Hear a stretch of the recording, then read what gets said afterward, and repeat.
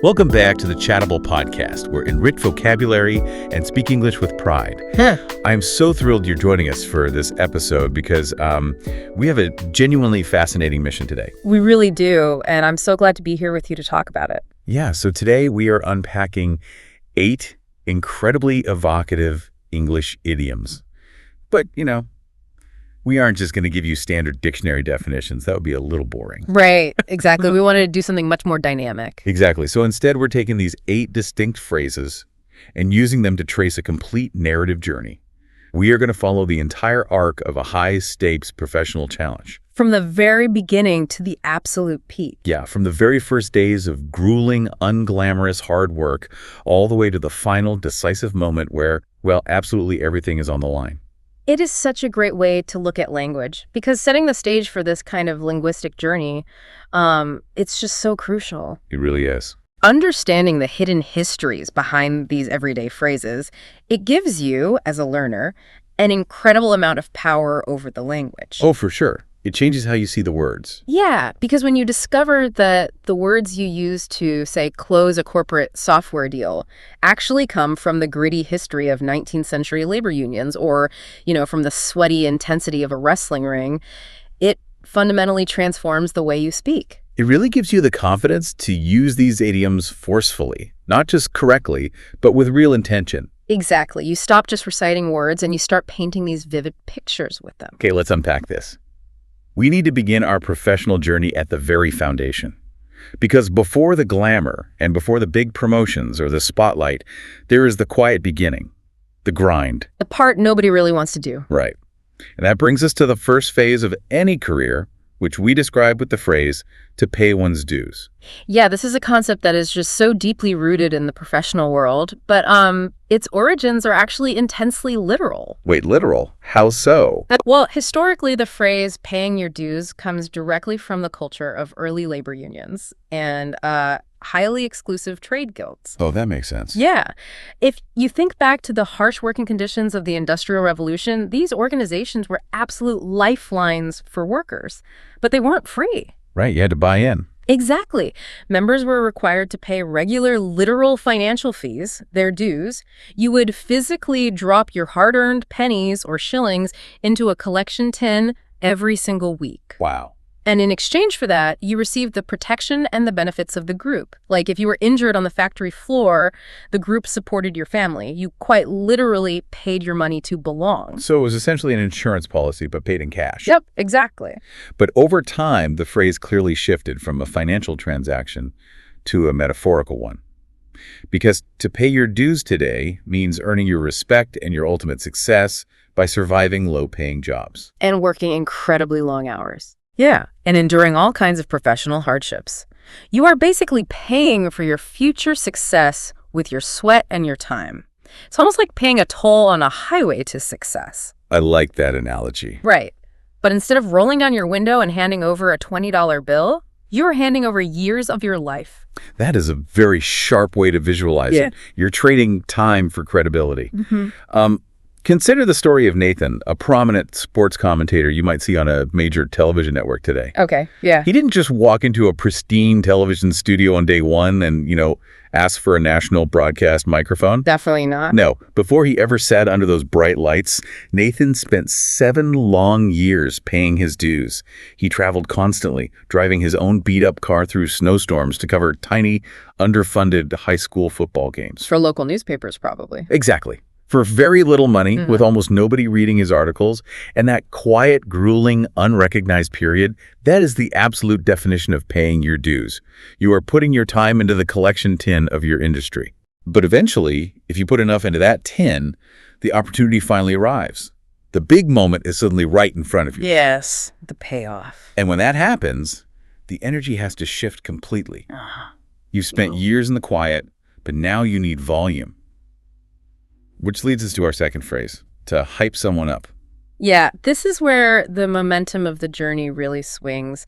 The word hype actually derives from hyperbole, which is the literary term for extreme exaggeration. Oh, I didn't realize that connection. Yeah. In the early 20th century, this term was heavily popularized by entertainment marketing campaigns and carnival barkers. The guys yelling outside the tents? Exactly. They would loudly exaggerate the thrills inside a circus tent to draw a crowd. So to hype someone up today means to act as their personal high-energy marketing team. You are cheering enthusiastically to build them up. Right. You're deliberately trying to build a massive wave of confidence and adrenaline in that person right before they step into the spotlight. You're basically acting as a human energy drink for your colleague. That is exactly what it is. We see this all the time in the sports world. I mean, think about the basketball player, Jalen Brunson. Oh, great example. Right before he ran onto the court for Game 7 at Madison Square Garden, which is arguably one of the most high-pressure, deafening environments imaginable, his teammates didn't just stand around quietly wishing him luck. No, they would never do that. Right. They gathered around him in a very tight circle, slapping his shoulders, giving him high fives, and just chanting loudly to hype him up. They were actively transferring their own kinetic energy to him. What's fascinating here is the psychological shift from the individual to the community. How do you mean?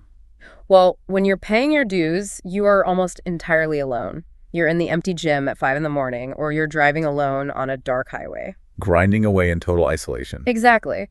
But when the defining moment finally arrives, that solitary energy is no longer enough. The scale of the moment is just too large. So you require external support. You do. You need that external hype from your community to rise to the occasion. It bridges the gap between your solitary preparation and the massive public challenge right in front of you. But that external hype comes with an expiration date. Eventually, the team has to stop chanting. They do. The circle breaks. Yeah, the tight circle breaks apart. You step onto the court, or you walk through the doors of the boardroom, and the crowd goes completely quiet. You are on your own again. And that is a jarring transition. It is. So how do you mentally transition from all that external noise and adrenaline to your own focused internal performance? That brings us to the next phase of the journey, stepping into the arena, captured by our third idiom, to zone in. Yeah, because when the external noise stops, the internal mind has to take over completely. Zoning in refers to a very specific, highly documented psychological state of flow. The state of flow, yeah. It's a state of hyperfocus where everything else in your peripheral vision simply fades away into complete silence. And the origin of the phrase actually borrows heavily from the mechanics of photography. Oh, like zooming in with a lens. Exactly. Think about a complex camera lens. When you adjust the aperture and twist that lens to zoom in on a subject, the depth of field physically changes. Everything else gets blurry. Right. Everything on the edges, the background trees, the people walking by, it all blurs out into soft shapes. And the single specific target in the center becomes incredibly sharply defined. I can picture that perfectly. Yeah. Imagine a software developer who has just discovered a critical database bug in their Xcode software right before a massive product launch. Oh, a total nightmare scenario. Exactly. The entire system might crash and burn, but the moment that developer opens their laptop to patch the bug, they completely zone in. They block everything out. Yeah, they don't hear their phone vibrating on the desk. They don't see the urgent emails popping up in the corner of the screen. They don't even hear their coworkers talking right behind them. They have narrowed their entire existence down to those specific lines of code. That is total cognitive immersion. The background is blurred and the target is sharp. But focus alone is not enough when the stakes are truly high. Why is that? Because there's another very powerful element present in those moments, and that is fear, the threat of failure. Which brings us to our fourth phrase, and this one has one of the most incredible historical backgrounds we'll discuss today. The phrase is to hold one's nerve. Here's where it gets really interesting. I always thought holding your nerve was just a colorful way of saying stay calm. Most people do. But there is a much deeper, almost biological history to this idea, isn't there? There absolutely is, and it is quite literal. Centuries ago, in medieval anatomy, physicians did not understand the human nervous system the way we do today. Okay. They literally believed that human nerves were physical, tangible cords or strings running inside the body. Actual strings. Actual strings. And they thought these literal strings were responsible for holding a person's courage, stability, and emotional fortitude together. Wait, hold on. If you're holding your nerve, doesn't that imply you're completely calm? I always assumed it meant you were naturally fearless in the moment. But if we're talking about physically gripping strings so they don't break, that implies you're actually secretly terrified, doesn't it? If we connect this to the bigger picture, it absolutely implies terror. Wow. Yeah, true bravery and true professional composure is never the absence of fear. The fear is intensely present. To hold your nerve originally meant to mentally and physically grasp those internal cords of courage to secure them. So they wouldn't snap under the intense pressure of your own panic? Precisely. Today, the phrase means to physically and mentally lock down your fear. It means remaining completely steady in a highly stressful situation where one tiny mistake will cause a total disaster. Right. Imagine a young tennis star standing on the grass at Wimbledon, serving for championship point in front of 15,000 breathless fans. The pressure would be insane. His heart is pounding. He's terrified. But to win, he has to hold his nerve, steady his shaking hands, and hit a flawless ace directly along the baseline. So he is terrified, but he refuses to let the internal strings snap. Exactly. You know, these two phrases, zoning in and holding your nerve, they really represent the two pillars of mental endurance. They do. Zoning in is all about eliminating the external distractions around you. Holding your nerve is all about containing the internal distraction of your own fear. You're actively managing the terror so it doesn't ruin your mechanics. Precisely. You have silenced the room, and you have silenced your own panic. Now, you actually have to execute the seemingly impossible task in front of you. You have to perform. Right, you have to perform. And this brings us to the fifth idiom in our journey, threading the needle. This one creates such a tactile, frustrating visual image.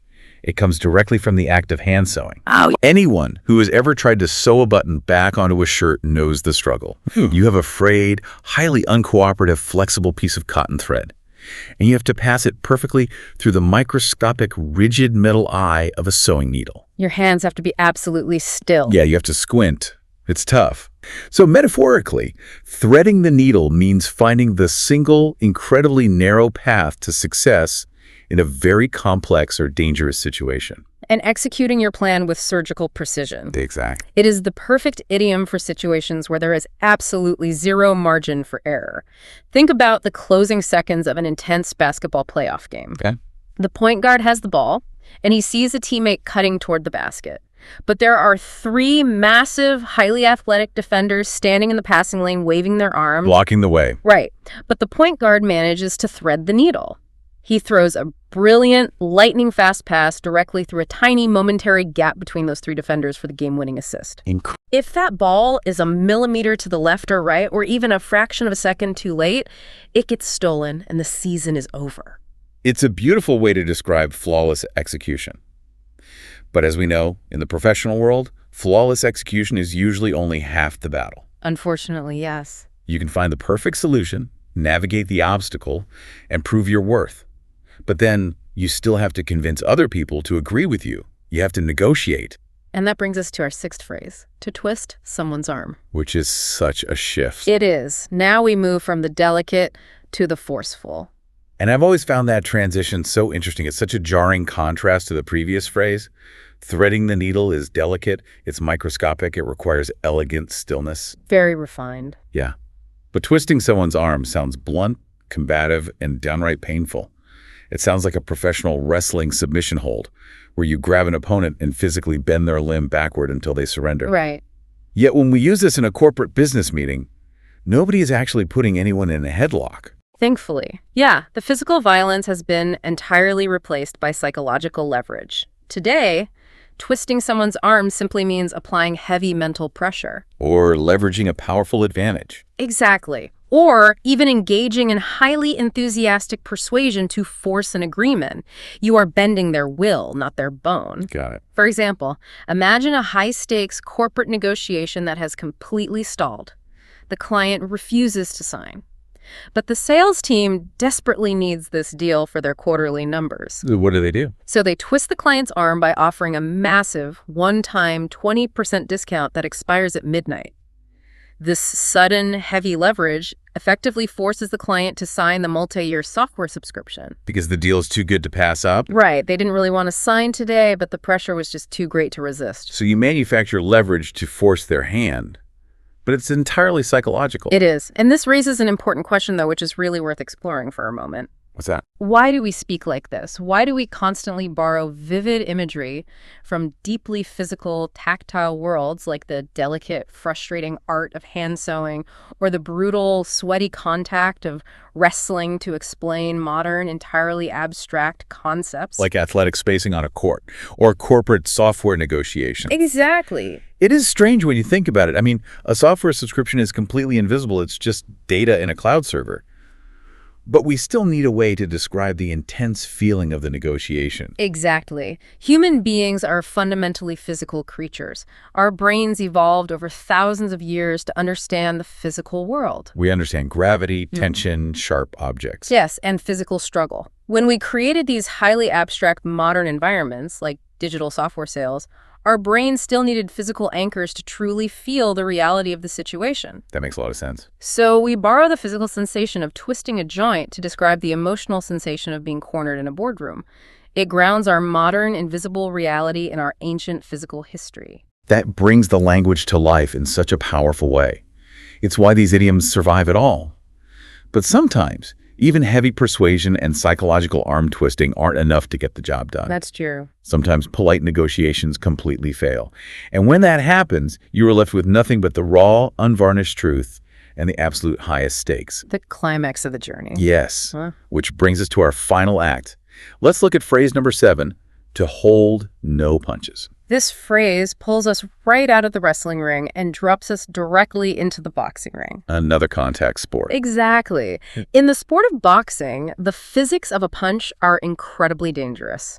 When fighters are merely practicing or sparring with their training partners, they deliberately pull their punches. Meaning they hold back. Yes, they intentionally slow the momentum of their heavy leather gloves just a fraction of a second before impact. They want to practice the technique, but they want to save their sparring partner's brain from trauma. But in a real sanctioned championship fight, they hold nothing back.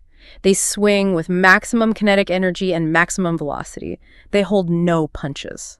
So when we take that violent physics lesson and transition the phrase into our daily professional conversations, it means delivering direct, brutal, and completely unedited honesty. Yes. You refuse to slow down your words just to protect someone's feelings. Yeah. The situation has become too critical for politeness. You are swinging for a rhetorical knockout.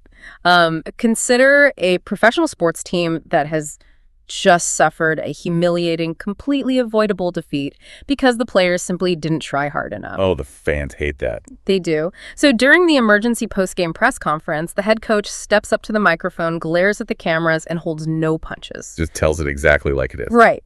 He openly and directly criticizes his team's lazy defense, their lack of preparation, and their total lack of communication on the field. He doesn't try to find a polite silver lining.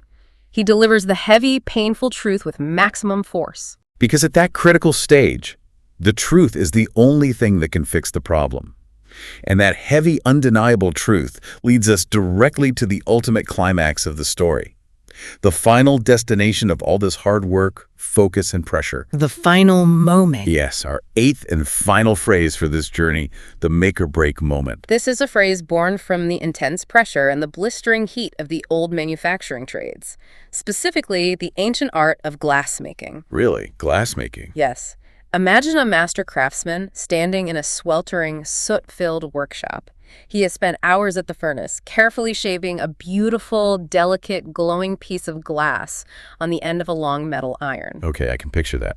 To finish the piece, he has one final specific strike of his hammer left to separate the glass from the iron. Just one strike? Just one. That single tap will either successfully make the perfect, beautiful product, or if he hits it just slightly too hard, it will completely break the fragile glass into 1,000 useless, shattered pieces on the stone floor. Oh, wow. There is no middle ground. You cannot unshatter the glass. So a make-or-break situation today is a crucial, defining event that will either result in absolute, shining success or total, unrecoverable failure. It is the ultimate binary outcome, 1 or 0, success or ruin. Consider a small, struggling tech startup that is rapidly running out of money. A very common scenario. It is. The founders have secured one final product demonstration for a room full of wealthy Wall Street investors. That single hour-long demonstration is a make-or-break moment for the company's survival. No pressure. Right. If the software works perfectly and impresses the room, they get millions of dollars in funding and they succeed. If the software glitches for even a second, or the presentation falls flat, the investors walk out, the funding disappears, and the company permanently dies that very afternoon. So what does this all mean for us as we navigate our own careers? When I hear you describe that glassmaker sweating in the workshop or that startup founder staring down the investors, a make-or-break moment sounds exactly like walking a high-wire tightrope strung between two skyscrapers. Yeah. But someone has removed the safety net below you. There is no okay outcome. There is no partial credit for trying really hard. There's only reaching the other side safely or a shattered reality on the pavement below. It's a stark, terrifying image, but a highly accurate one. And if we look back at the path we've just walked together on this episode, we can clearly see how all of these distinct historical concepts tie together into a single, cohesive human experience. They really do. Think about the arc. You start your career in the shadows, quietly paying your dues for years like a 19th century factory worker. When the opportunity finally knocks, your community rallies around you to hype you up. Yeah. As you face the challenge, you must zone in, narrowing your focus like a camera lens, while simultaneously holding your nerve, literally gripping those internal cords of courage to contain your own fear. Right. You execute your strategy by delicately threading the needle, you secure your position by forcefully twisting the arm of your counterparts, and when the tension reaches its absolute peak, you hold no punches in defending your vision. All leading to the end. Exactly. All of this preparation and struggle leads directly to that one final make-or-break moment that defines your journey. It is incredibly powerful when you lay it out sequentially like that. It really is the ultimate blueprint of a professional career, told entirely through idioms. It really is. And for you, listening right now, mastering these 8 phrases does so much more than just improve your English vocabulary. It gives you direct access to a rich, colorful tapestry of human history. Absolutely. When you use these words in your next meeting, you are channeling the quiet endurance of labor unions, the fierce focus of a boxer in the ring, and the breathless, sweaty tension of a medieval glassmaker, all to vividly express your own modern professional journey. It connects your modern struggles to everyone who has ever fought to succeed before you. And I want to leave you with a thought to mull over as you continue to study and grow in your language journey. All of these incredibly vivid idioms we unpacked today were born from the physical trades and the deeply held beliefs of the past. From hand sewing with frayed cotton to wrestling to the physics of boxing and even flawed medieval anatomy. Right. But our world is changing rapidly. What highly technical or purely digital concepts are we experiencing today that will eventually become the idioms English speakers use hundreds of years from now? Oh, that's a great point. When someone in the year 2500 wants to describe their own make-or-break moment, what phrase from our digital era will they use? That is a brilliant question to end on. Will future professionals talk about rebooting the system to describe taking a vacation? Will they talk about clearing the cache to describe letting go of emotional baggage? Exactly. It's genuinely fascinating to imagine how our current invisible digital struggles will eventually become the physical vocabulary of the future. Thank you so much for joining us on this linguistic journey today. It was a pleasure. Keep practicing these phrases. Keep visualizing those chords of courage the next time you feel afraid in a big moment. And continue to speak your English with absolute pride. We will see you next time.